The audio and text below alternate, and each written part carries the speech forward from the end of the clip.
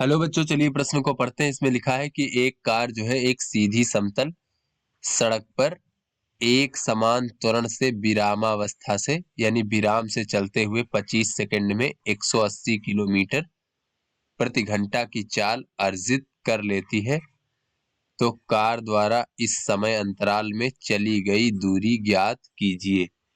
तो चलिए बच्चों, इस प्रश्न की मूल अवधारणा को हम देख लेते हैं। तो बच्चों, हम यहाँ पर देख लेते हैं कि अगर वस्तु का जो है त्वरण का मान नियत हो बच्चों, यदि त्वरण का मान जो है बच्चों नियत हो, तो वहां पर बच्चों वस्तु की गति के लिए जो है हम गति के समीकरणों का प्रयोग कर सकते हैं बच्चों। तो ऐसे में हम गति का प्रथम समीकरण देख लेते हैं बच्चों। क्या है गति का प्रथम समीकरण? तो बच्चों गति का प्रथम समीकरण होता है v बराबर u धन at, जहां पे v अंतिम वेग है, u प्रारंभिक वेग है और a क्या है बच्चों, ये हमारा त्वरण है। इस प्रकार से उसके बाद फिर बच्चों हम द्वितीय समीकरण देख लेते हैं गति का।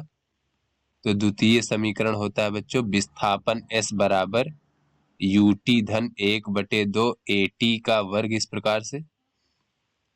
तो चलिए बच्चों अपने प्रश्न को हल कर लेते हैं। तो यहाँ पर बच्चों कहा जा रहा है कि एक कार एक सीधी समतल सड़क पर चल रही बच्चों। तो जब सीधी सड़क पर चलेगी बच्चों, तो जो उसका विस्थापन होगा वो दूरी के बराबर हो जाएगा।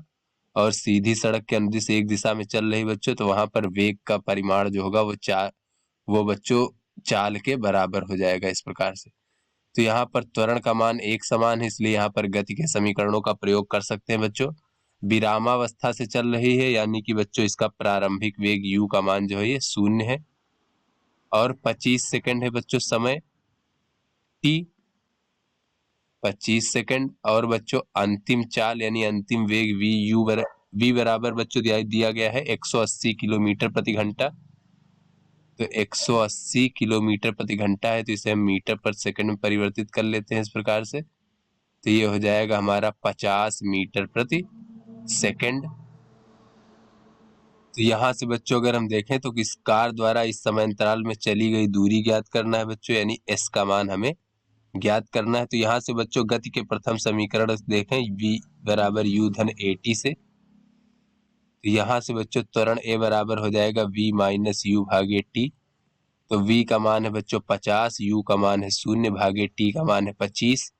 तो त्वरण एक समान त्वरण a का मान हमें प्राप्त हो जाएगा 2 मीटर प्रति सेकंड का वर्ग, इस प्रकार से। तो यहाँ से अब द्वितीय समीकरण से देखें बच्चों, s बराबर ut धन 1/2 at के वर्ग से।